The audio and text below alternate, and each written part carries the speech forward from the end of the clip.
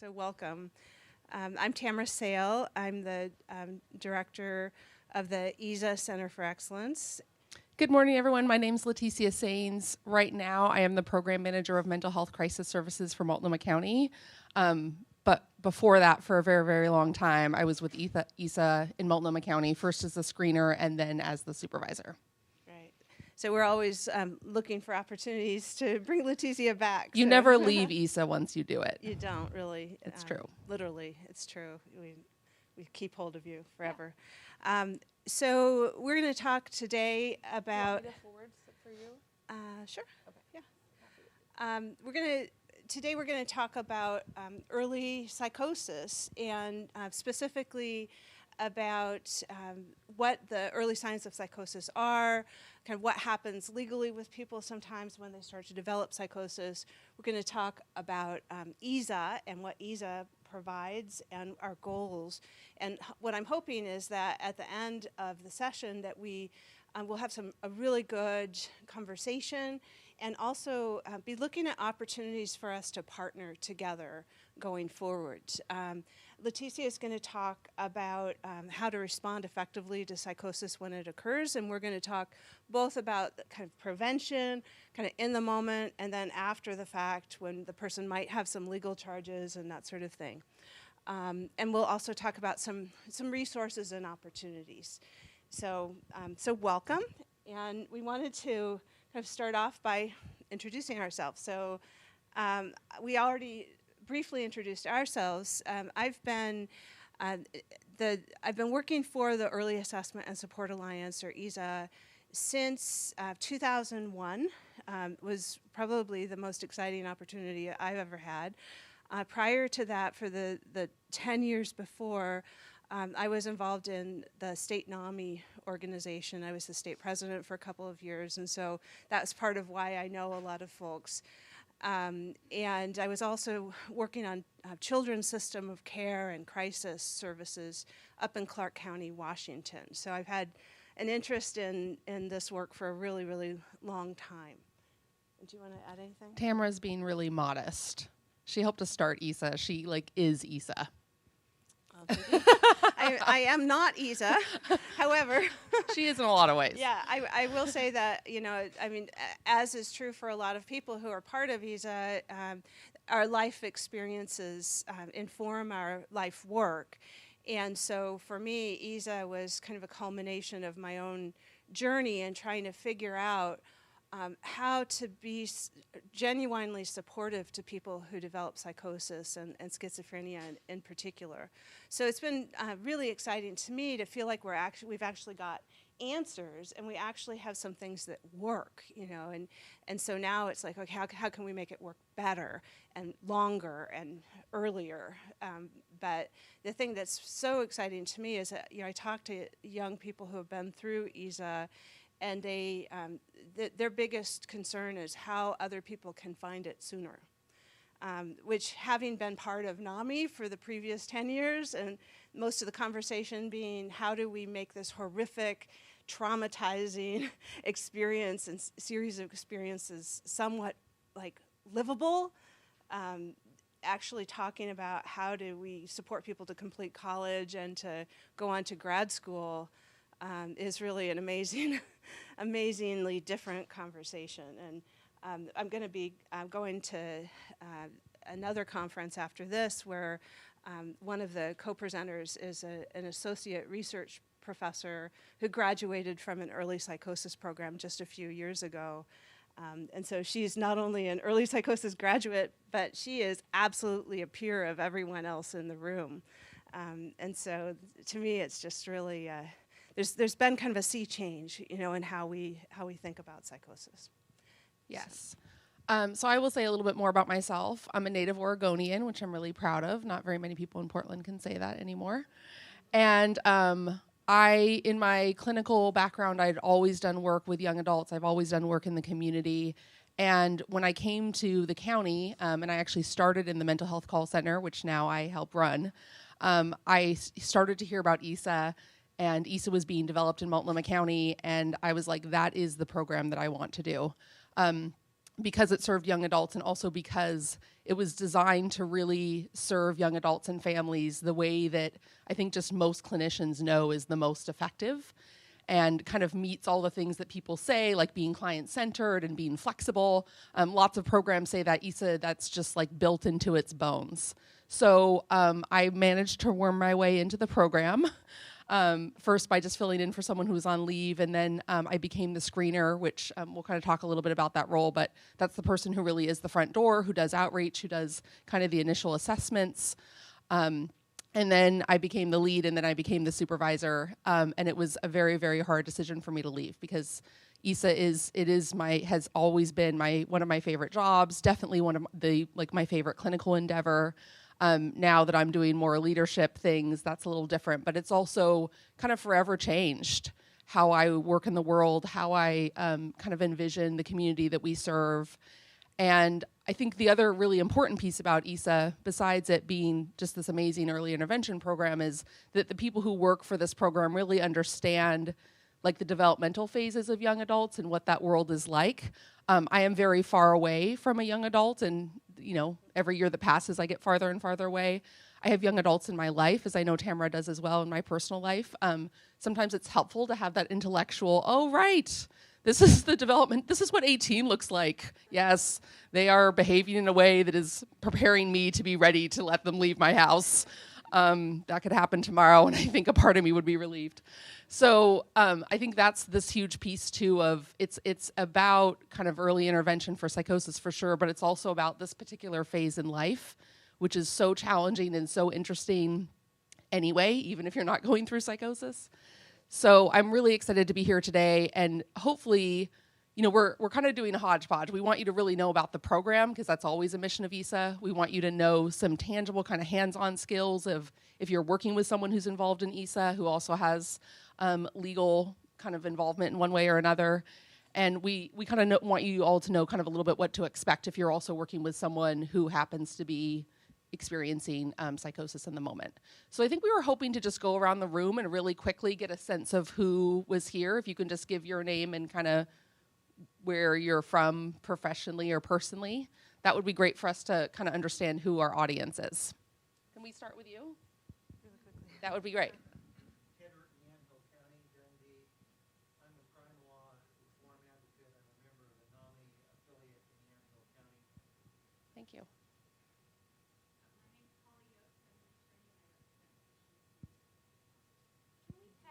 Yes. Yeah. We can. You're supposed to hold it like close to your mouth. This, but not like that.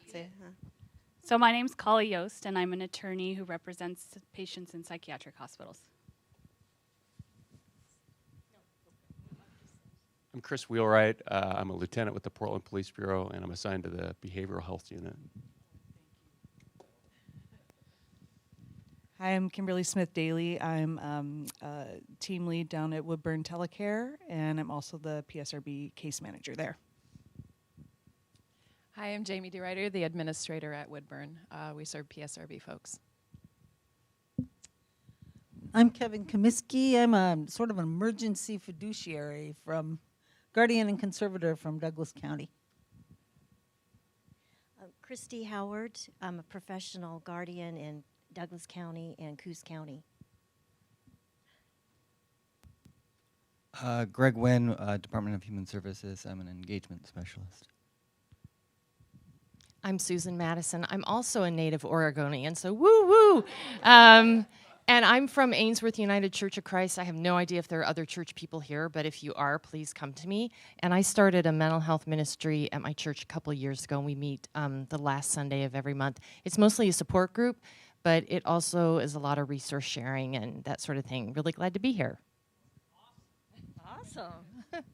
I'm Jessica Clark. I'm a psychiatrist. I see patients at the OHSU HIV Clinic and Snake River Correctional Institute. I also do private forensic consulting.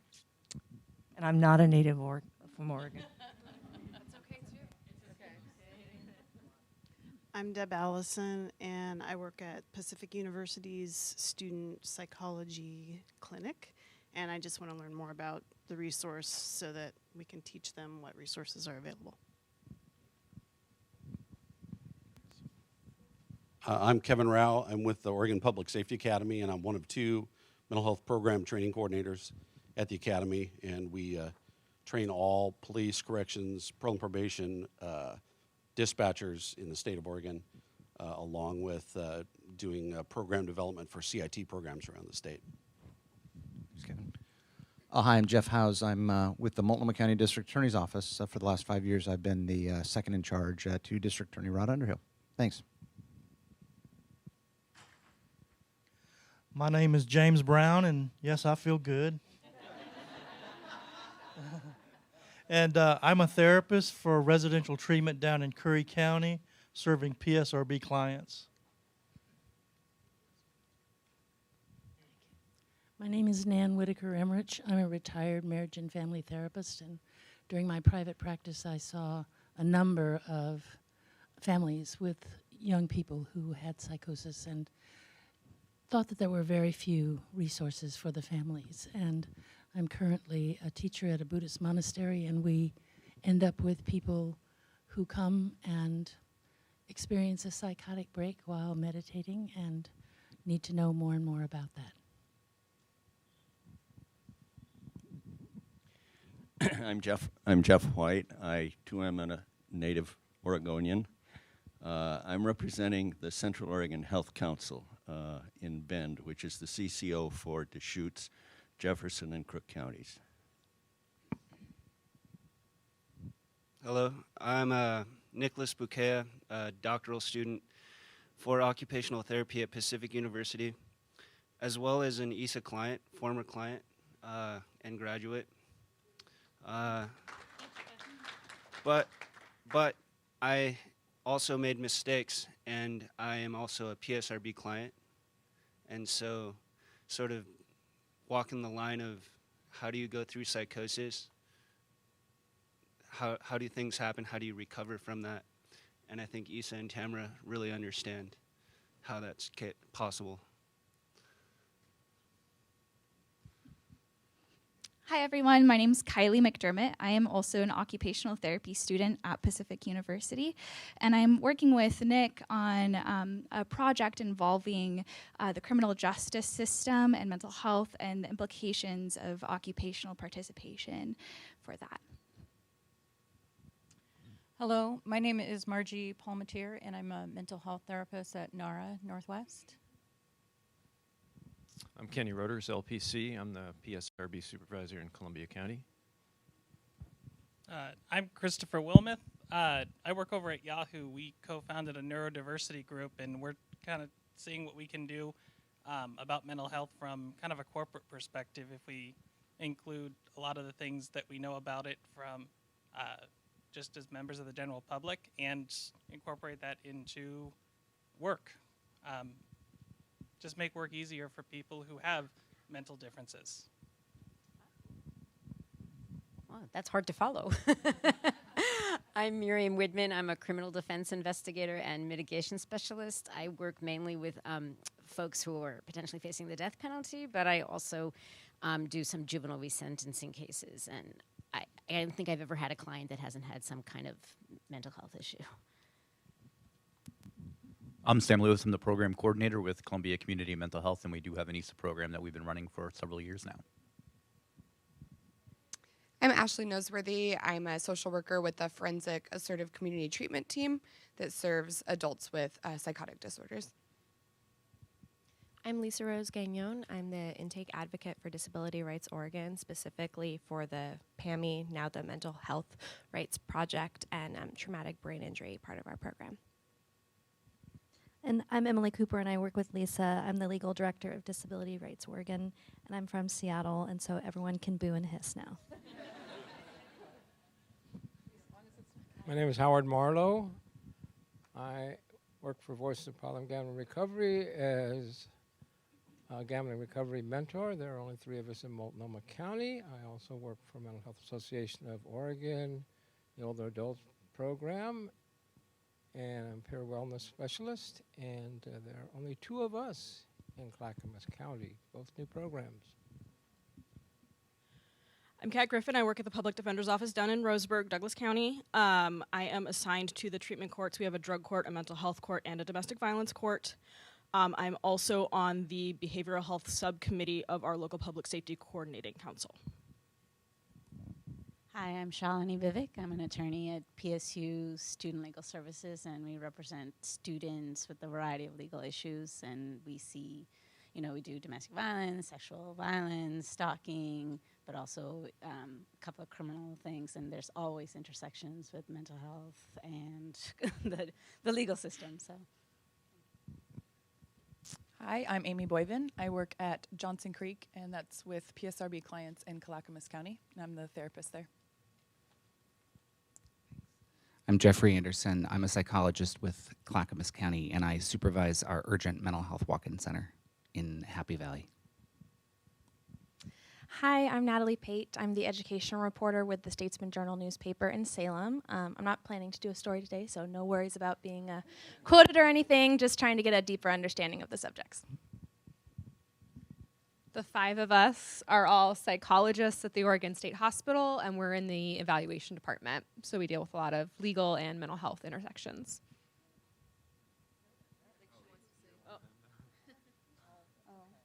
So this is Dr. Leeper, Dr. Ingram, Dr. Prokosh, Dr. Glass, and Dr. Stokes. Hi, my name's Greg Tompkins, and I'm from Yamhill County, and I have a special affinity for all of you guys that are Native Oregonians. My family stems from an 1847 very first wagon connection, and my roots go back 7 generations in this state. So I have all you guys beat, but I still love the Native Oregonians. And I guess I had political roots back in the days too, and that's kind of coming out now that I'm doing a lot better. So thank you all, and I'm feeling honored to be here. Bye.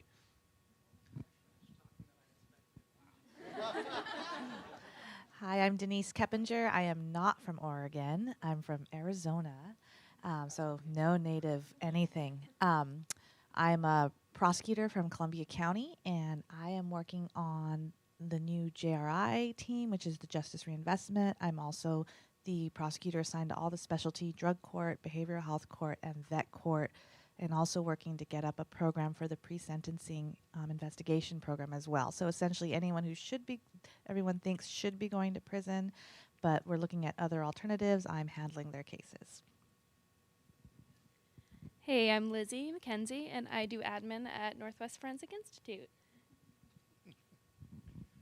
I'm Jack Hochek. I'm a retired psychologist and administrator. I'm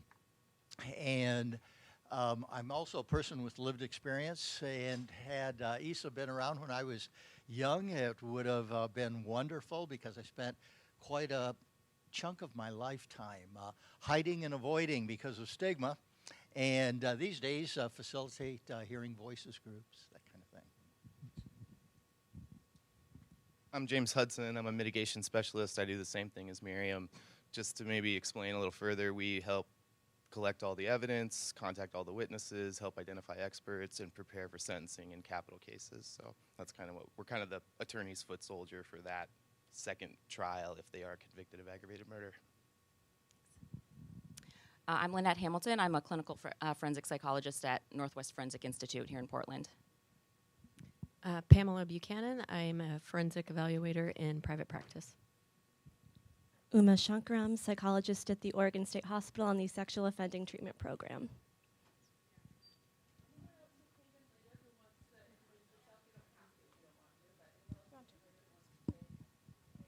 Hey everybody, I'm Stephanie Wickman. I'm a clinical social worker, and I work with Center for Discovery. We treat eating disorders here in the Portland area. Thanks.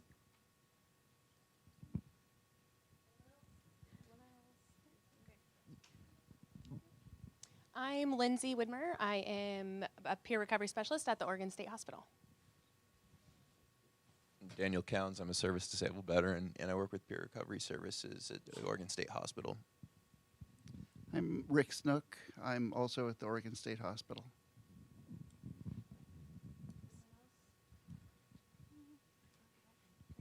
And how many of you have had direct involvement in one form or another with EASA?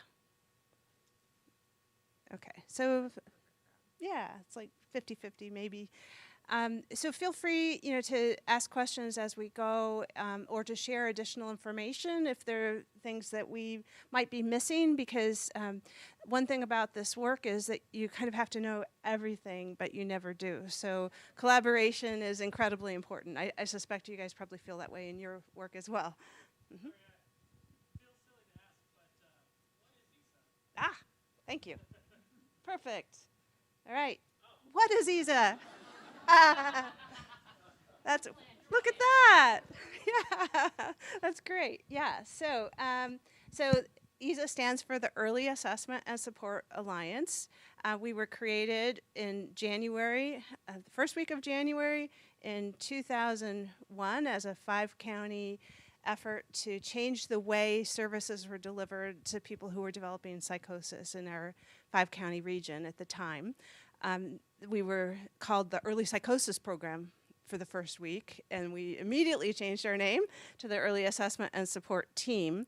And then in 2007, the legislature started to fund a dissemination effort, and so we had a big debate about the name and came up with the Early Assessment and Support Alliance. So all of the programs around the state share that same name. And so I'll talk more about kind of what exactly we do, what our goals are, and what we offer. So we are statewide at this point. As of this year, officially every county in Oregon has an EASA program.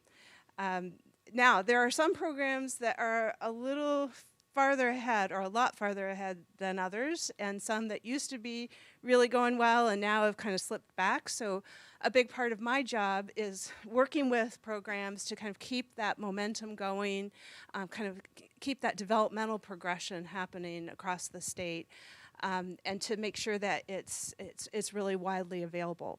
So the idea behind EASA was to change the way that mental health centers and that the community in general responded to people who were developing the early signs of psychosis. And we're specifically targeting schizophrenia and bipolar spectrum psychosis, although we certainly get a lot of different scenarios referred to us. So most of the time when somebody's referred to EASA, we actually don't know what's going on, and that's part of our job, is to help figure out what's going on and to figure out whether EASA is the right fit, and if it's not, we also try to really proactively link the person to services that are appropriate.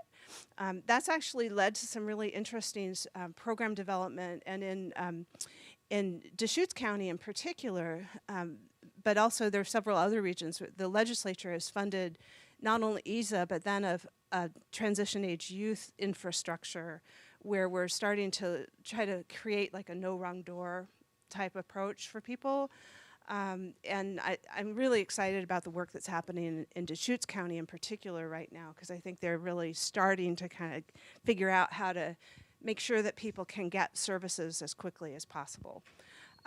So the idea, again, is to get to people as quickly in the process as possible and to engage with them quickly and effectively. So the analogy that I use for psychosis is that if you think about the standard of care in the world, and you think about, say, people who are in wheelchairs, right? If you set up a program designed for people in wheelchairs, and you put it on the second story with stairs, no elevator, no ramp, and no outreach, that is the current standard of care for schizophrenia and psychosis in the United States today, right? So who's going to make it in the door? What's your thought? Nobody. Actually, they do make it in the door. And you know why? Who gets them there? Family and police. That's it, exactly. So it all depends on how strong those family members are, or how severely they've had a negative consequence. And so that's what we're trying to change, so that that's not required. One of the first things we say to our clinicians when we're training them is that there are certain words that we never say in EASA. And let's see, the first set of words that we never say in EASA is there's nothing we can do. We never, ever say those words. We also never say You have to wait until he or she is an imminent threat to himself or others. We never, ever, ever say those words. What we talk about is what's going on with this person, what do we know about this person, what's motivating this person, what are this person's strengths, how can we engage with them proactively so that they can feel a sense of trust with us and actually want to talk to us. And if there's a situation going on that's unsafe, we will facilitate an involuntary commitment if we need to, because that's our highest priority, is to make sure that people are safe, but also respected and given the opportunity to share their voice and participate in decision making, even when they're being involuntarily committed. You know, I mean, people still have moments of choice. They can still participate in decision making, even when they're really, really psychotic. And so we try as best we can to engage with folks at that level. We also are very focused on families. So often it is that family member who's calling. And so the young person may be saying, there's no way that I'm going to get help. And the family is kind of desperate, trying to figure out what to do. We will problem solve with the family. We will strategize with the family. We will talk to the family. We won't share any HIPAA-protected information that we're not allowed to share with them. However, there are so many things that we can share, and we can strategize with them without ever violating HIPAA.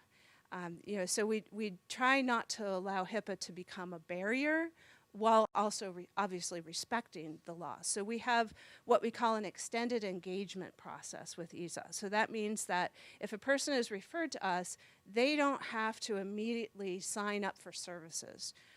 In fact, we kind of expect that a lot of people who are referred to us will not actually think that they need mental health services when they're referred, because they have psychosis going on and they think something else is happening, like, you know, people are shape-shifting or whatever. And so they don't see that as a psychiatric condition. They see that as a potential threat to them, or, you know, something strange that's happening. So we try to engage with them in a way where we can use their language, where we can, you know, where we can be a supportive presence for them. One of my favorite stories, and I try not to go too long here, but one of my favorite stories is a young man who was co-training with us. So we often use folks who have been graduates from the program to teach with us. And he described his experience as going into a cave. And he actually was experiencing the future and the past as being reversed. Which for him was a really, really fascinating experience that he actually didn't really want to give up because it was kind of cool, you know. But the way he described it was that he kept going deeper and deeper and deeper into this cave until finally his flashlight went out. And all of a sudden, somebody like EASA showed up with a flashlight. And he said his first reaction was relief. And his second reaction was, what are you doing in my cave? And you know, as we talked to each other, you know, what I described was, you know, what actually happened was your family called because they saw you going into the cave. And we've been with you all along, talking to you. You just haven't noticed that we were there. And when the flashlight went out, that was the moment when you noticed we were there. And for some reason, you kind of were like, okay with us. Like we hadn't, like, you know, traumatized you or, you know, made you want to run away from us, you know. And that's kind of a common experience, that sometimes it takes people a while to even realize that we are there with them. I often hear people's stories kind of kicking in about 6 months after we actually met them. And that's just kind of what happens with psychosis. Yeah. I'm going to go a tiny bit off script here, but I wanted to just say, as we're getting started here, just a small comment about language, which Tamara's kind of referring to as well when we do outreach. And this presentation is very clinical in nature in terms of the terms that we use, how we're talking about things, because EASA is a clinical program, and A lot of us are clinicians. But I also just want to acknowledge that a lot of what the language here, people have a lot of different names for what we describe as psychosis. People have a lot of different names and descriptions for what we're going to describe as like delusions or auditory hallucinations. Those are all very clinical terms.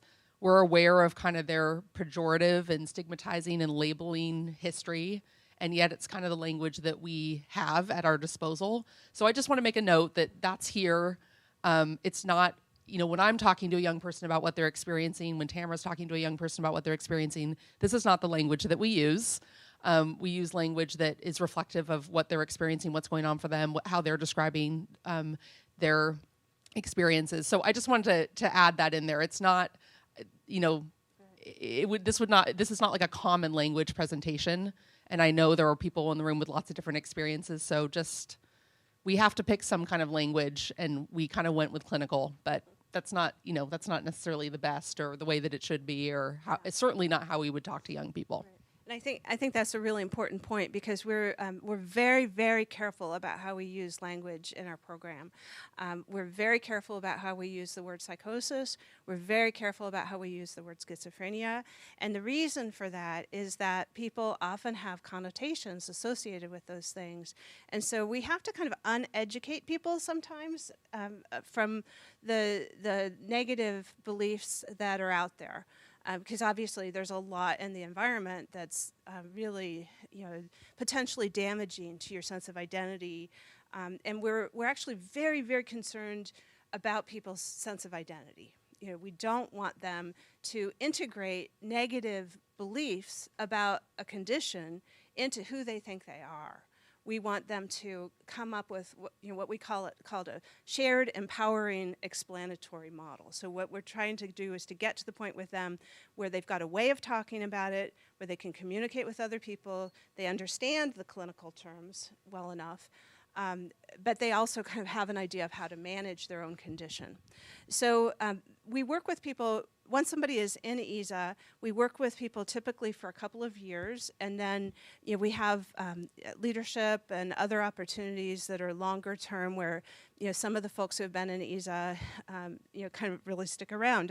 I'm still in contact with some who graduated in the early 2000s, and I still get calls, and we encourage that. That even though people have graduated, that we may still hear back from them. We see them as a resource, and we encourage them to see us as a resource as well. And sometimes we struggle with that a little bit in terms of how to structure it and that sort of thing. But there's a very clear intent around that. So EASA provides a whole host of things. So the first thing is community education, and so every organization that you belong to, if you would like us to come present to you, whether it's at your workplace, your church, the school that your kids go to, we don't ever turn down an invitation, ever. So we will come to you, and we will be so happy to do that. Both to educate you about psychosis and who to refer and that sort of thing, and then also to think about how we can link together to pursue our common goals. We provide a lot of consultation. So if people think there might be something going on but they're not sure, we encourage them to call, and we'll talk it through enough to figure out what's happening to the degree that we can. So I get a lot of calls from people who even will start off saying, I know this is not psychosis, but I actually don't know what to do. One of my, we really aspire to have a strong, supportive consultation presence in the community. One of my favorite stories is a guy down in Salem donated a whole series of, donated multiple thousands of dollars to the program because he was so satisfied with how the program screened his kid out. To me, that was yeah, that's what we're aiming for. So we try to have a very strong linkage to crisis response. So if somebody in this room were to refer someone to the crisis system, hopefully they're going to get to EASA pretty quickly from the crisis system. So we recognize that at the point that people are referred, they're usually at their highest level of acuity for the entire course of their illness through their lifetimes. So that first period of weeks when somebody has just developed a psychosis, they're at really significant risk for all kinds of really bad things happening really quickly. And so we try to respond very quickly, and we also try to make sure that we've got a really solid link with our mobile crisis outreach or our crisis teams. Family support and education is absolutely central. So we use an evidence-based, throughout the whole process, we try to use evidence-based practices, and we use a particular family psychoeducation model that has a lot of evidence associated with it, and it's, it really both educates families and kind of teaches them skills, and then also provides the opportunity to do ongoing problem solving and to develop support. So we can do it either individually with the family or we can do it in groups. I just met this just last week with a group of family members that actually know Leticia because they used to be her multifamily group. And now they still meet. And they don't seem to think that they are ever going to stop meeting. And they're now helping us design our new statewide family council.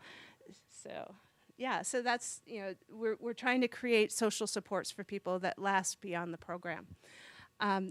Again, I mentioned proactive outreach and engagement. That's true throughout the program. So we don't expect that people will necessarily want to come to us. We do a really comprehensive assessment.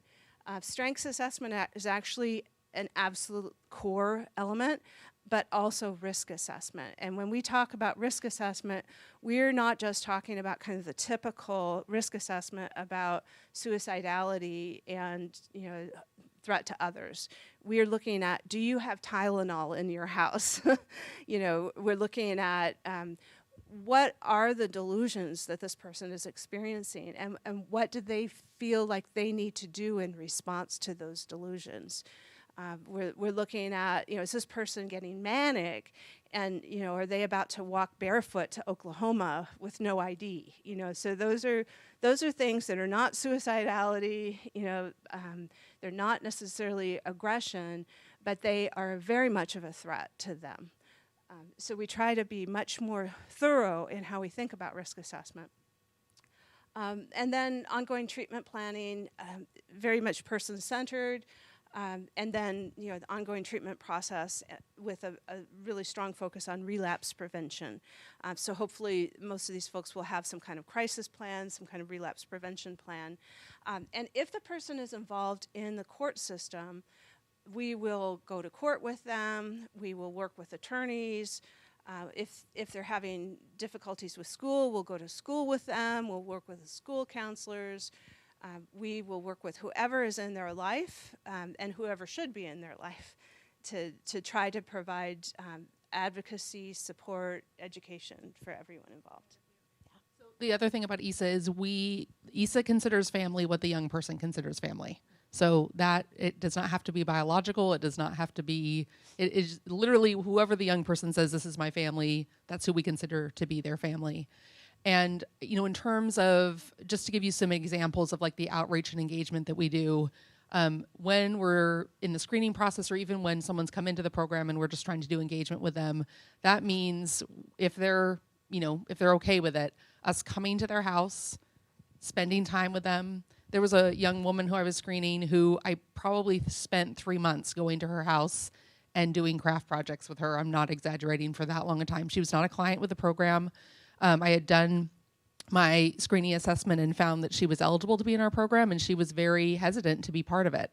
So I would just come and spend time with her. Sometimes it would be like 2 minutes, and she would be like, get out of my house, and I'd be like, okay. That's the other part of engagement with EASA, is that sometimes backing away is engagement. And that's a big part of respecting someone's no. When they draw a hard, bright line and say, no, no, no, we respect that. And sometimes that's part of engagement, because in a lot of cases, people, if they've been part of the system, if they've been in the hospital, that no has not necessarily been respected. So, we will fall back. We'll still do outreach with the family. We'll still wait for an opportunity. And really, what came with this young woman is eventually she needed something that I could help her out with. And it wasn't so much that she was like, "Ooh, I'm going to be part of mental health treatment. That sounds awesome." But it was like, you could give me a ride to my lawyer's office and you could help me, kind of navigate the system that I need help with. That was our in. And so part of it is kind of being there in the cave, as long as someone's okay with that. And then when the opportunity presents itself to be the flashlight, EASA really tries to do that within reason. There's a lot of flexibility there, but that is, in my opinion, that kind of like ethic and value that we bring to the program and the way that we do outreach and kind of how we do that with young people is part of what makes this program really special. So our model is team-based. It's very similar to the assertive community treatment model that you guys are probably, I'm sure a lot of you are familiar with. Jack?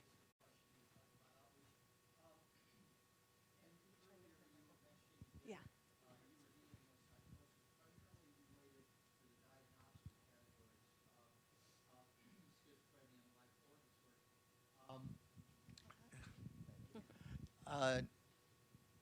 Is a person required to have one of those two diagnoses, or can they be experiencing psychotic versus some other etiology and still qualify for services? Yeah. So we have a lot of people who come into the program with a psychosis unspecified diagnosis.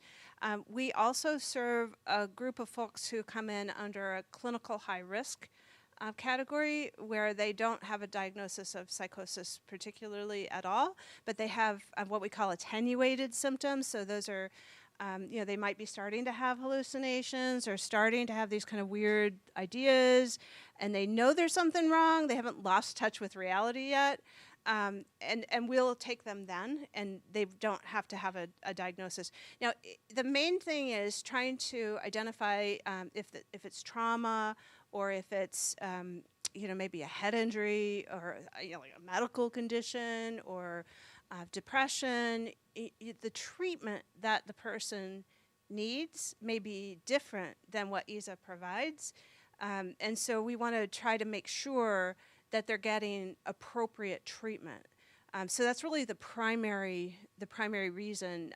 Also, the research behind EASA came almost entirely out of the schizophrenia research field, where it's focused on kind of what works with folks who have a long-term condition where they have to manage psychosis.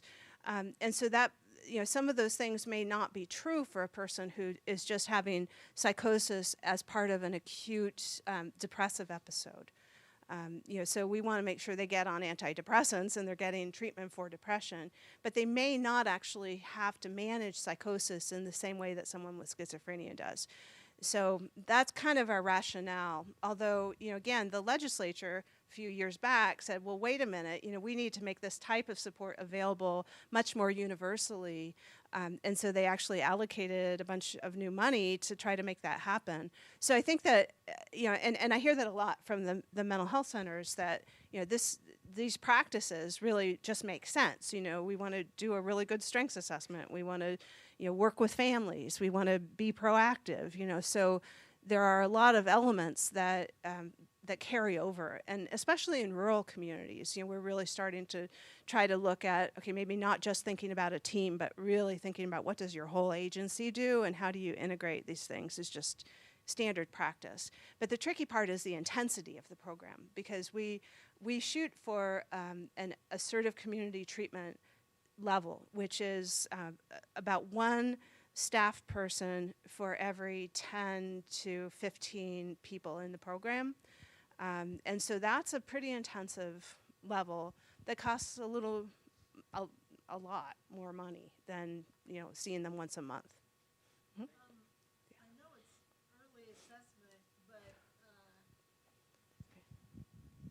Mm-hmm. I know it's early assessment, but I mostly work with older people. Mm-hmm. And do you have like an age limit or anything like that? Yeah, we do actually. And so, I think this is an area where, we may need to think as communities about expanding what we're doing. it's focused on a particular developmental time period, which tends to be the time period when people develop schizophrenia. So, we're focused primarily on ages 12 up to about 27. Our programs really, a lot of them officially say 25, but the age range is actually considered to be a guideline and not an absolute strict barrier.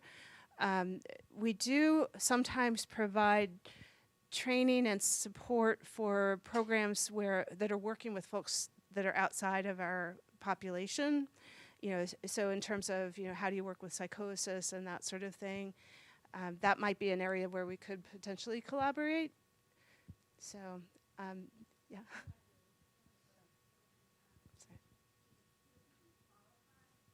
Mm-hmm. No. Yeah.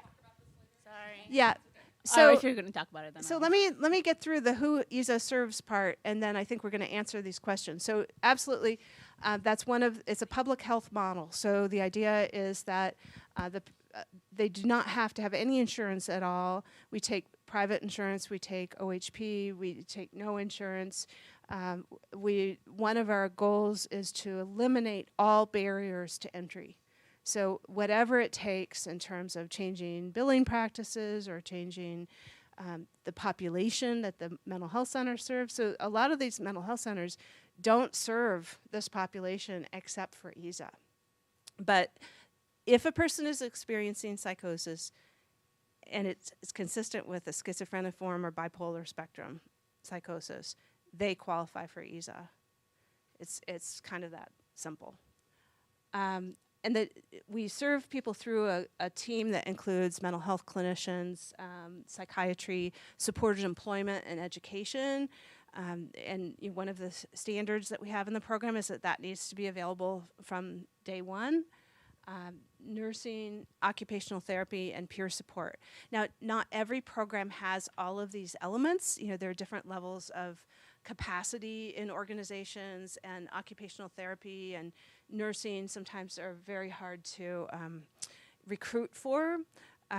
So we're aspiring to have all of these elements in every community, but there are certainly many communities that don't have 100% of them. They all have the first three, and then our goal is for everyone to have all of them.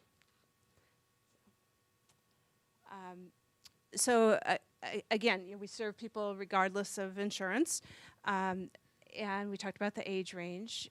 We are looking for folks who have developed the condition within the last 12 months. Now, that means at a diagnosable level. So, a person may have had symptoms going back for a really extended period that we might consider kind of part of the prodrome or the onset. So we encourage people, if there's any doubt, to go ahead and call us. And then even if they're not appropriate for EASA for whatever reason, we may try to connect them to some other care. And again, just like with the age range, the 12 months is also a guideline. So there are times where programs will decide to take exceptions. And Leticia and I have been involved in a few of those over the years. I'm like, okay, this person doesn't quite live in Oregon, but they have a house here. I never remember that situation. Yeah, right. Do they have an address in Multnomah County that you can give to me, please? Yeah, we try to be very, very flexible. And then also, because we have this network of programs all across the state, if they're going to college someplace, we have an agreement across all the programs that, let's say that a person is living in St. Helens and then they go to Eugene to go to the University of Oregon, our Eugene team will pick them up.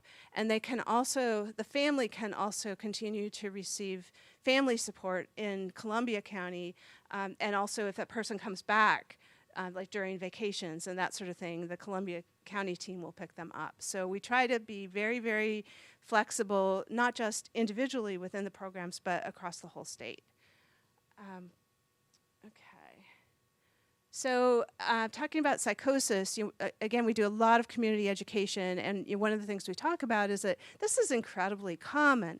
Now, we're focused on people who are developing it for the first time, so that's about between 1.5 and 2.8 per 10,000 per year. Okay, so that's not as big a number, but over the course of a person's lifetime, 3 out of 100 will experience psychosis at some point in time, and about just under 1 out of 100 is schizophrenia, and bipolar tips it over to closer to 2, and then there are a lot of people who experience psychosis for a lot of reasons.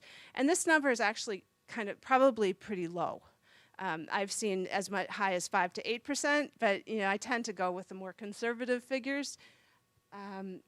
And the onset is normally during the teenage and young adult years. So that's why it's so critical, because people can totally lose their entire life trajectory as a result. They can drop out of, if they don't get the right help, they're likely to drop out of school. They may end up never being employed at all. And we are trying to support them to get through all of their developmental milestones. That's our goal. Okay, so we talked about, and when we talk about psychosis, we're going to talk more about what some of those specific symptoms are, but the bottom line is that people are experiencing them as real. So it's important to understand that. Like, if I'm hearing an auditory hallucination, I actually am hearing something that sounds like your voice, or sounds like a voice, or something that's very, very real. And so, often people will say, well, that's a symptom. But if you were to say to me, that chair that you think you see is a symptom, well, what would you say if I said that to you? Yeah. You say, it's real. What are you talking about? And then if I persisted with that, you wouldn't like me. And you might think I wasn't looking out for your interests, right? Because I'm negating your clear reality. All right? So that is how people experience psychosis. And their natural tendency to go in and say, that's a symptom. You need to get on medicine. And by the way, you're going to have to stay on it for the rest of your life. And you have schizophrenia. And people will almost always say, oh, that's the follow-up. Yeah, once you take the medicine, then I'm gaining weight. But if they've even gotten to that point, most of the time they just say, I never want to see you again. And the only reason that they're seeing you is because they're being forced to, right? And then they gain weight. And so as soon as they're not forced to anymore, they're ready to stop. And so we want to prevent those adversarial experiences early on, so that people will actually choose to participate in treatment rather than feeling like it's a threat. Okay. We have till 9:30. All right, I'm going to start moving a little faster because I want to leave you all time for questions. No, it's fine. Tamara and I get excited about EASA, and then we tell stories. And so again, this is the perfect slide when I was just talking about language. But this is the clinical language to describe what we would describe as psychosis. And keep in mind that psychosis is the general constellation of these symptoms. It is not equal to schizophrenia. Psychosis can be caused by all kinds of things. Just like if you had a stuffy nose and a sore throat and a little bit of a headache, like, do you have a cold? Do you have allergies? Do you have the beginnings of something else? So psychosis is that. It's the constellation of symptoms. A lot of people kind of totally equate it with schizophrenia. That is not the case at all. And so, this is kind of the list of symptoms. I think the sensory overload piece is very important to remember, that when this is going on in someone's brain, their brain is on overload in general. So any kind of sensory information, whether it's light, sound, kind of emotional intensity, which I'm a very high emotional intensity kind of person. It isn't always necessarily a negative thing, but I talk with my hands. Usually I have a lot of bright colors on. Like, I can be a little overwhelming just in like who I am.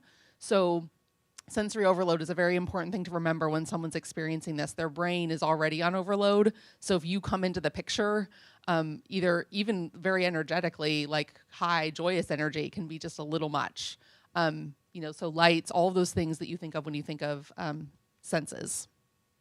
So we have a lot of things in common with the legal system, safety being kind of one of the most primary ones. But also for those of you who are in the legal system or who work with the community, I think a lot of people understand, and people said this in the room, a lot of people who have interactions with the legal system also have mental health challenges, unfortunately. So we all have an idea about, that we want people to be in treatment if that's where they belong versus incarcerated. And that especially for young people, at the beginning of people's lives, we really want to prevent people having something on their record that is going to be, I think, people in this room, especially those of you who do advocacy, know that this can really stand in the way of the basic things that we need as human beings to be happy and to survive: housing, jobs, meaningful employment. And so we really want to work to mitigate that as much as possible. And if someone is involved with the legal system, that, we want to help them get to court and kind of, fulfill their conditions of probation or whatever it is, to try to kind of move through that system. So this, I think Tamara spoke to this a little bit. Like, there are different kind of themes and qualities of psychosis that sometimes can speak to what's causing the psychosis. This is pretty general and broad. It's not always true for all, people and all experiences. But this is one of the ways, just very broadly, that EASA, and again, this is when someone's part of the program. The front door of EASA is not diagnosing people, and the purpose of EASA is not to diagnose people, except when it's helpful, except when it makes sense, except as a way of kind of trying to conceptualize what might be the best treatment for someone. But, again, the quality of psychosis with schizophrenia can look different than the quality of psychosis with mania. Mania has a lot of energy behind it. Schizophrenia sometimes has less energy behind it and more disorganization. Depression is when someone is severely depressed. That also might kind of elicit psychosis. And the psychosis when someone is severely depressed is, not surprisingly, going to be having qualities of depression. Very often it can be voices telling people that they're horrible and that they stink. That kind of makes sense. Psychosis has its own sense to it. And there's a lot of great work to be done to work with the experience of psychosis with someone, because it often has meaning that is maybe not, totally, you can't totally tell until you kind of delve into it with someone. Drug-induced psychosis sometimes can have more aggression associated with it. This is kind of one of my soapbox things. I feel like people really get misdiagnosed, and then people think that people with psychosis are violent, and it makes me so upset. It makes me actually a little violent and aggressive when people talk about that, because I think it really, it increases the stigma, and it increases this idea that like somehow people with schizophrenia or people who experience psychosis are dangerous. And people who experience schizophrenia and psychosis are more likely to be a victim of a violent crime than to precipitate one. So if people are experiencing psychosis and also really aggressive, again, this is not hard and fast. You all could probably tell me anecdotes of people who, that are outside of this. But in general, there's often a substance-induced component to the psychosis. PTSD can be a trigger and can kind of be a cause. And then, medical, there's lots of medical conditions, occasionally a medication. There are different conditions that people can experience psychosis, and this is just kind of a short list of them. So there are lots of different experiences that people have and kind of scenarios that people experience. And I think part of the purpose of these examples, obviously experiences are really varied, but you can imagine how frightening it would be if you thought that someone who you loved and trusted, your parent, was inserting thoughts into your head. You can imagine how that might affect your housing and your stability if you were living with this person. And even if you weren't, if this was someone who you had a really, really strong relationship, just how frightening that would be and how it would just shake your worldview. And as Tamara said, this is reality. And that's the way that EASA approaches it. It's not, our job to try to talk someone out of the fact that their father is inserting thoughts in their heads. It's our job to be there with them and to be like, this is really freaking intense and really scary, and we want to try to help you feel safe and try to, at some point over the long term, try to mend your relationship with your father, who now you're terrified of or don't want to be next to or whatever it is. Again, with the math teacher and potentially believing they're shape-shifting, like that's going to affect someone's ability to go to school or want to take math. Or you might have some kind of unusual behavior in that classroom because this person is really freaked out by their teacher. So, with auditory hallucinations, which are incredibly common and kind of command auditory hallucinations, there are different scenarios and opportunities for people to experience what it feels like to have auditory hallucinations. And I would highly recommend, if you all are working directly with people, especially, that you check them out, because like literally putting a headphone in your ear and having someone talk to you that you can hear, or multiple voices here telling you to do the same thing over and over again, it is an experience unlike any other. And like I said, I recommend it, if nothing else, to kind of just understand that's what people are experiencing, and it's a very hard thing to combat. Command auditory hallucinations in the general community also freak people out, because people assume that the auditory hallucinations are saying bad things. But they can be everything from like, wear the color blue today. I've worked with young people that, had command auditory hallucinations that kind of quote unquote, like more small life decisions were kind of like part of their directive all the time. So it doesn't necessarily have to be something violent or bad. Sometimes it can seem mundane is kind of the wrong word because they significantly affect people's lives, but it doesn't necessarily have to be a really intense command, if that makes sense. So in terms of legal involvement, I would say in Multnomah County, the biggest legal involvement I would see would be trespassing and potentially like violations on like TriMet of various sorts. And also because we have an airport in Portland, a lot of airport kerfuffles, which thank goodness they were traumatizing for the young person for sure, and also like so many more serious things could have happened. Like imagine like a really disorganized someone who's not quite experiencing reality going to the airport with like no identification, like trying to like get on a flight somewhere, like that could potentially go very, very badly. And so those are kind of the main contacts that I've seen. Like I said, a lot of the time, and this is not true of everyone, people in the room kind of spoke to this being otherwise, but a lot of the time it can be misdemeanor crimes, things like I said about trespassing or loitering, and then just, if you can imagine being really disorganized and not being able to follow traffic laws, and potentially if there is a belief that's focused on someone else, sometimes it can involve usually not violence against someone else, but bizarre enough behavior in relationship to that other person that other person is uncomfortable about it. So I think that's, like I said, generally the broad strokes of what happens with people. Obviously, all kinds of unusual things can happen to people depending on what is going on for them inside their head. So initially, especially when people are first come into the program or are doing screenings, a lot of what EASA does is kind of gather together the community around this person. And a big thing about EASA that is transferable to any kind of care, really of any kind, whether it's mental health, physical health, substance use, it's really about that person's community. Like EASA isn't going to be around forever. And even if we were, people's quality of life is about the people around them. And EASA is just one piece of that. So having people in your life, protecting those relationships, getting support from family and friends. And a big part of what happens in our system, besides the kind of individual people not getting great care, is we don't give enough support to family. And like I said, family, I mean that as broadly, whoever the person considers to be family. And then families get burnt out because this stuff is hard. And sometimes it can be cyclical, and you have to deal with a system, of which I am a part of now, the crisis system, that says you do have to be in imminent danger. If you have someone who's 18 and over, they do have to be in imminent danger to be able to access certain levels of care. And so, giving a lot of support and education to family and friends is crucial, because they hopefully are going to be in it for the very, very long haul, and they're the people that make life meaningful to the young person, not their treatment providers. Like, in a perfect world, at least, that's, people, that's how it would work. So EASA really tries to understand kind of history and patterns. A lot of the EASA work is like, we're like little curious detectives. We try to not take anything for granted. We try to not make any assumptions about what we've seen before, and really let the young person and family lead us with what's going on, how can we help, what's happened in the past, what's been helpful in the past. So I think I talked a little bit about some kind of typical legal scenarios. Of course, the other contact with the legal system can be things like civil commitment.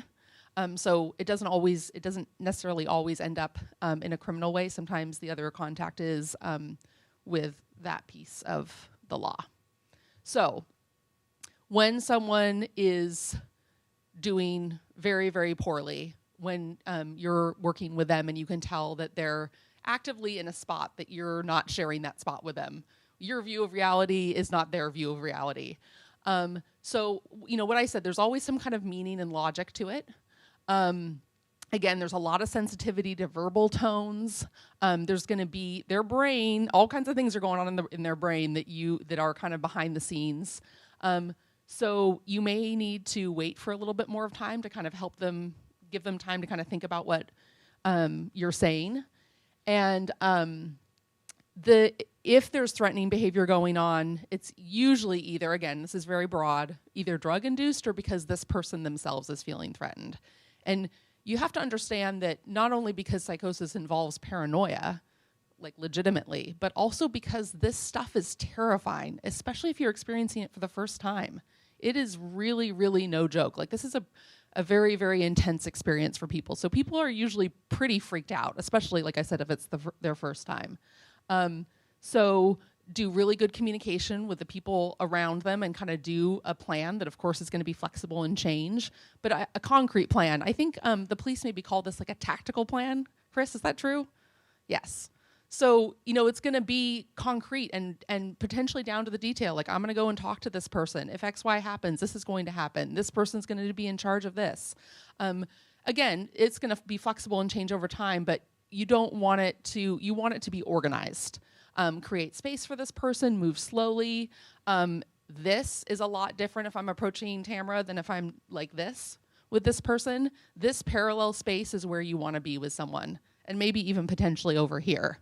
So you want to be less confrontational, in a space that they and you feel safe. And, don't go into someone's space unless they let you go in there. I'm supervising someone with EASA who she's standing in a person's doorway. This person, every time this clinician comes to see this person, the young person says, "I don't want to talk to you." And then they talk for like half an hour. But she does that from his doorway. She does not come into his room. He's already said, essentially, he doesn't want her there and allowed her to be there. So she is walking that line right there with space. And she and I had a really interesting conversation yesterday about not going into his room and like kind of the pros and cons of that and what would maybe allow her to step into his room. Like, what would be the invitation that would allow her to do that? So CIT training, which is, Chris, crisis intervention training. Portland police are all CIT trained. A lot of them are ECIT trained, which is enhanced crisis intervention training. In Multnomah County, EASA and Multnomah County has a long and very great history of working with the Portland police that has been very, very helpful to young people and families. We did a training video back in the day for Portland police officers, and there's just been a very nice kind of relationship between Portland police being aware of EASA, making referrals, but also in times when family members are calling the police a lot, or when someone's kind of out and about in the neighborhood and the police are aware of it, like working with EASA clinicians to kind of do the least traumatizing, best kind of outreach for the young person. And this approach is really much more about, even with law enforcement, it's really much more about using de-escalation and verbal techniques versus use of force. And that's a complete oversimplification of it. But I think there's this idea of law enforcement officers having more tools in their toolkit to use and taking a little bit more time. Chris, okay, thank you. Thank you, Chris, for backing me up. So your communication approach should be just a little bit more chill than you typically would be unless you're already super chill. I have to take it down a few notches because I am not already super chill. So, and I'm really in the moment, super attuned to that person, being very concrete, kind of saying one thing at a time. And I always, always, always go for the emotional response. Like, if someone is like, do you believe me that my dentist put implants in my body, in my teeth to track me? Like, if someone asks me that overtly, I'm never dishonest. I'm never like, oh yeah, I totally believe you. If I don't, you know, I just say like, I'm not sure. Like, I'm not sure exactly what's happening, but I do know that thinking or, you know, feeling like you have implants in your teeth must be horrifying and potentially physically painful. So I always kind of go back to the kind of the emotional experience of where someone is at. And if someone really wants to talk to me about what's going on for them, talking to people about their psychosis does not make it worse at all. But it's like you can have some productive conversations and connect with people about what they're experiencing. It's like anything else. I mean, if someone came to you and was super depressed, would you avoid talking about their depression with them? No, right? So, you know, look for ways to kind of reassure them. I can't tell you how many times I've said, like, what can we do to help you feel safe? What can I do to just help you feel a little bit more calm right now? And then within reason, we try to do it. So, peanut butter cookies. That sounds delicious. But yeah, we are very creative around, like, can we just, you know, are we going to go get some coffee? Are we going to go, you know, meet in a space that feels comfortable to people? I can't, you know, I think the other thing about the parallel thing is we do a lot of, like, work with people in cars. And if you have any young people in your life, just in general, the car is a great place to have conversations because you can't look directly, or hopefully you're not looking directly at them because you're driving. But, you know, so you're in this parallel space with them. It's a much more comfortable place for people to be able to kind of express themselves and talk to you. Or, you know, you can turn on the radio or just have silence and go for a drive. And that can be really comfortable for people as well. We do a lot of drives and a lot of time in the car with the young people in EASA, and it's very effective. So this is, again, the cycle of psychosis. This is very, very overly linear. And also, you know, again, very clinical. But in general, like Tamara mentioned, the prodromal signs are kind of the very beginning that something that may not be okay. And the interesting thing about the prodrome is that people still have the ability to say, this isn't real. It's one of the hallmarks of the prodrome. So unusual things are happening. There's usually more visual things that are going on during this time. And people are, you know, maybe a little bit freaked out about it, but they're also, it's kind of, you know, hit and miss. And so it's kind of, I mean, in a perfect world, EASA would be catching everyone in this time and doing some work with them. Treatment during this time looks a lot different, and EASA has a model for it. There's obviously a lot less medication use. This is very, very much an at-risk time. And lots of people experience this and then go on, and then nothing comes of it too. So it's not a guarantee that, you know, full-blown acute psychosis is going to happen. So when and if acute psychosis does happen, you know, it's what we talked about. And there is, in that stage, there is no ability to say, oh, this isn't real or this is real. So if that's what you're driving at, you're basically just going to alienate the person, and that's going to kind of be the end of it. It's not going to be very successful. So early recovery, when things have started to kind of just come down a little bit from the most acute phase, it looks a little bit more like the prodrome. And you know, this is the phase where people are really struggling to kind of make sense of what happened and kind of integrate it a little bit. This is where you might begin to start doing a little bit of reality testing if that's where that person is. And this is where people are at high risk for depression and where you want to really look at risk of suicide.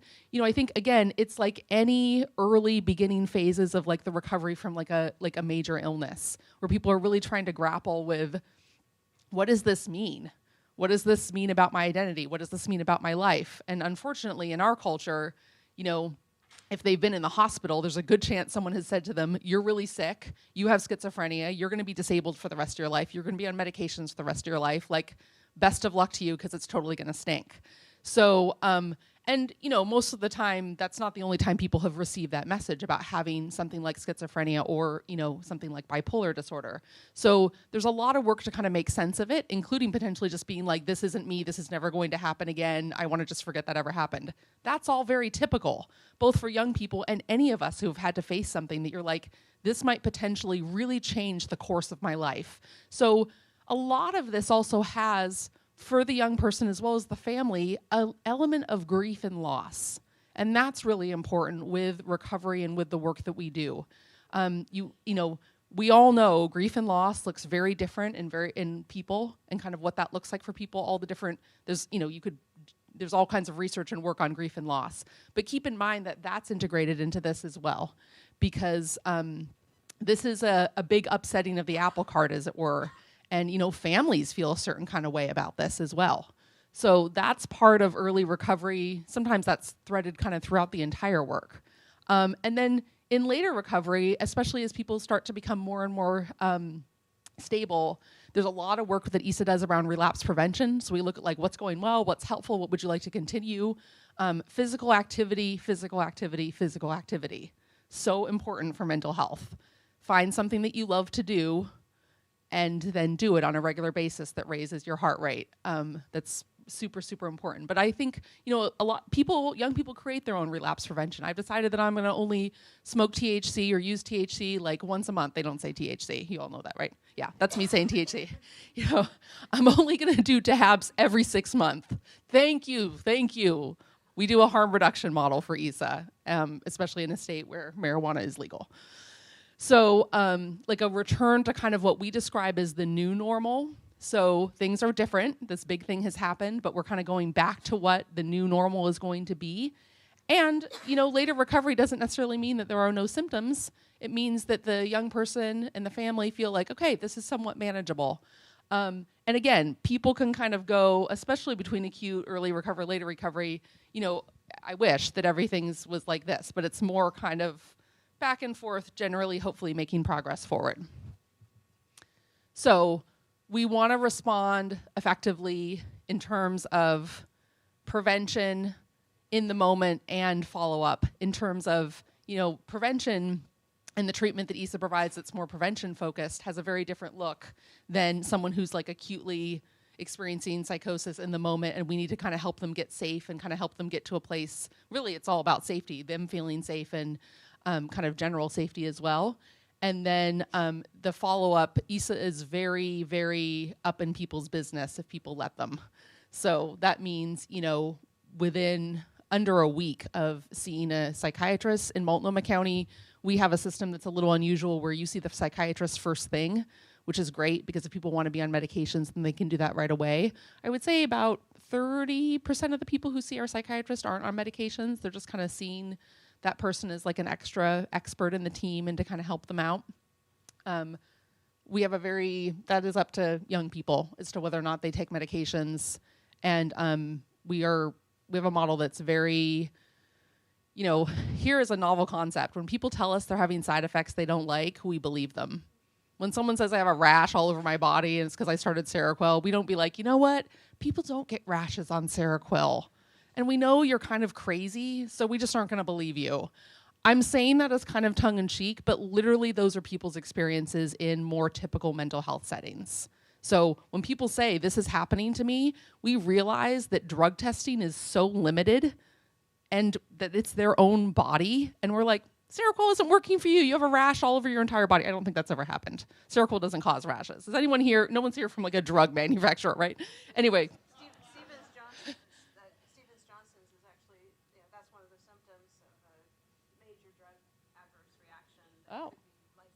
Yes. So the bottom line is we pay attention to rashes. I've had a rash from penicillin. It was not fun. But I was believed because, penicillin does cause rashes and because my doctor didn't realize that I had mental health challenges. Okay, so are you going to? Dang. All right. So, yeah, I think I'm just going to kind of go through. We're almost here to the end and I want to leave time for questions. But this is what we do around prevention in the program.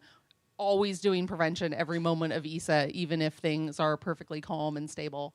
And in the moment when someone is not doing well, again, we're kind of working with the team, working with their family, and kind of just trying to do the best kind of crisis planning that we can. It's the fact that EASA is a team is amazing. The person who responds to a crisis might be the peer person because they have the best relationship with the client with backup from a QMHP.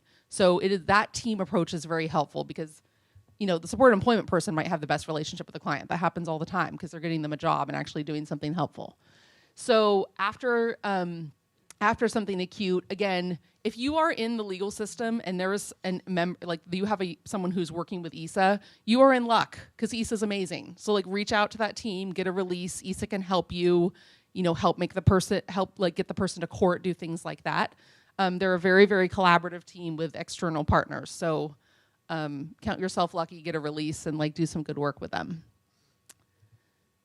So here's a list of resources, and I think I busted through the end quickly enough that we have some time for questions. And of course, we'll stay as long as people, well, I'll stay. I'm volunteering you too.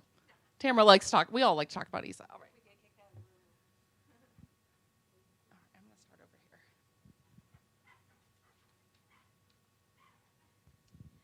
here. Hi. Great presentation. Thank you. I wondered what your direct contact has been with attorneys, either on the prosecutor or the defense side, and if you think they're missing something, or is there something, or if you've had any, real negative experiences, what do you think needs to happen on either side there? Yeah, we definitely have direct contact with attorneys frequently, and it's primarily around trying to understand kind of what that person needs. I don't know if you have any. I would say that we're very spoiled in Multnomah County and other counties that have mental health court and things like that. We've had really, really good experiences working with the DA and kind of getting people, the legal stuff mitigated. I would say with attorneys, in terms of often, I'm trying to say this diplomatically, lawyers are really busy, like public defenders are really busy, understandably so. And so I think sometimes that's the challenge of getting the time to connect. And so I think that would be my feedback for especially public defenders. And I hate to say it because I know how busy they are and the good work that they're doing, but there just isn't always enough time. And EASA is going to be eager to connect and try to kind of work and help and, with a release kind of try to help the defender or the public defender understand the context of it. So I would think just, making that connection, and maybe not with the lawyer directly, maybe with, someone who's working in that office. But that, to me, has always been the biggest challenge, is just not enough time to connect. So I don't know if I can articulate this, but is the treatment and how does EASA,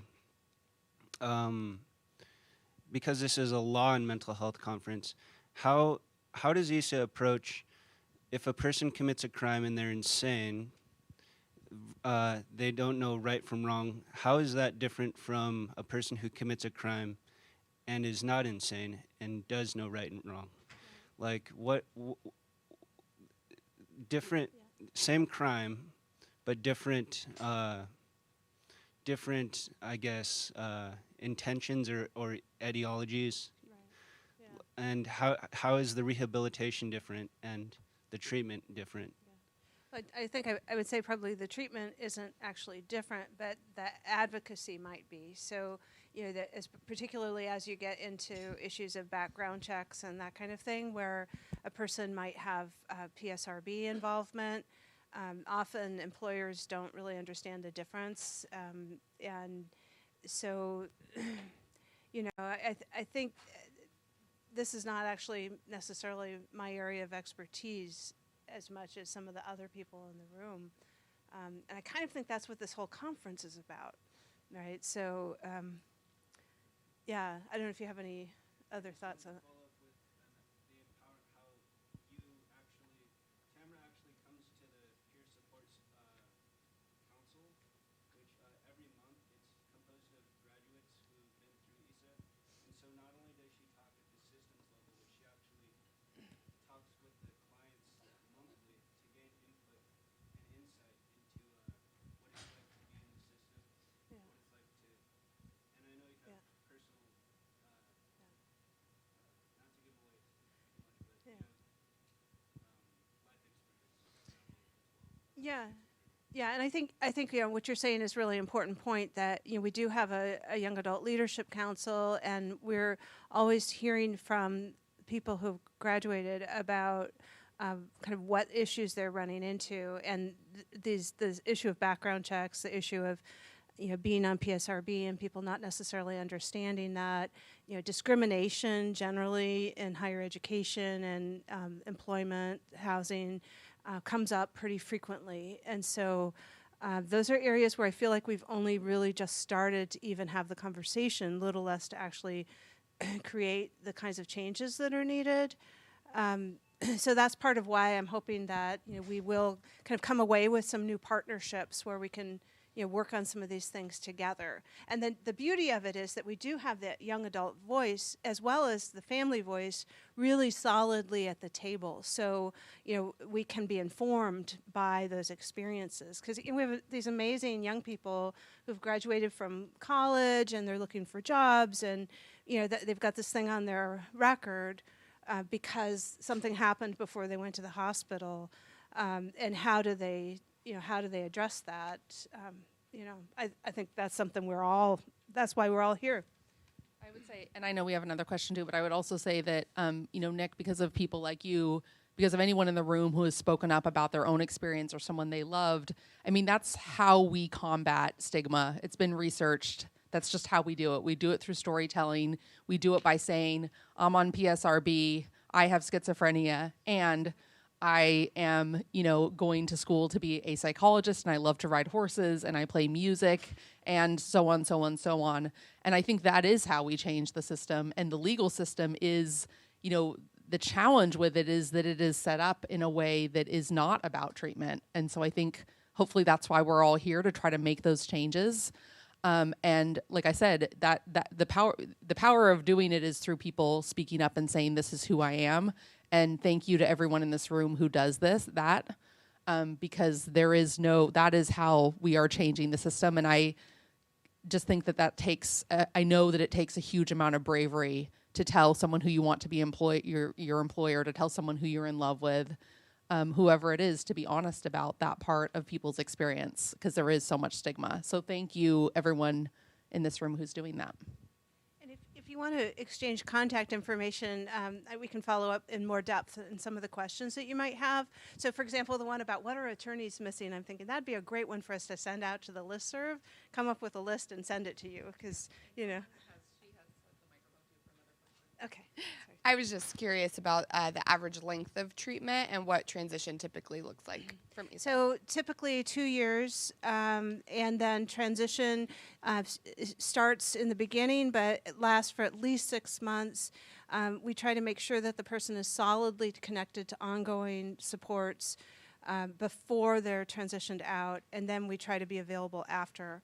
But honestly, it is something we really have to work on more. I don't think we're doing as well as we need to. And like Leticia said, we'll stick around, so I know people need to get going, but